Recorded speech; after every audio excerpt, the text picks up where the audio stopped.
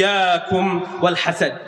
আবু হুরায়রা রাদিয়াল্লাহু তাআলা আনহু বলছেন আন্না নবী সাল্লাল্লাহু আলাইহি ওয়াসাল্লাম قال ইয়াকুম ওয়াল হাসাদ ফাইনাল হাসাদ ইয়াকুলুল হাসানাত কামা তাকুলুন নারুল হাতাব।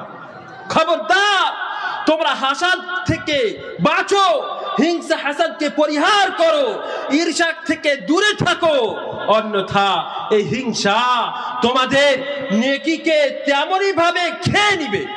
ইন্নাল হাসাদ ইয়াকুলুল হাসানাত, তোমাদের এই হিংসা তোমাদের নেকিগুলোকে তেমনই ভাবে খেয়ে নিবে যেমন ভাবে আগুন লকড়িকে খেয়ে নেয়।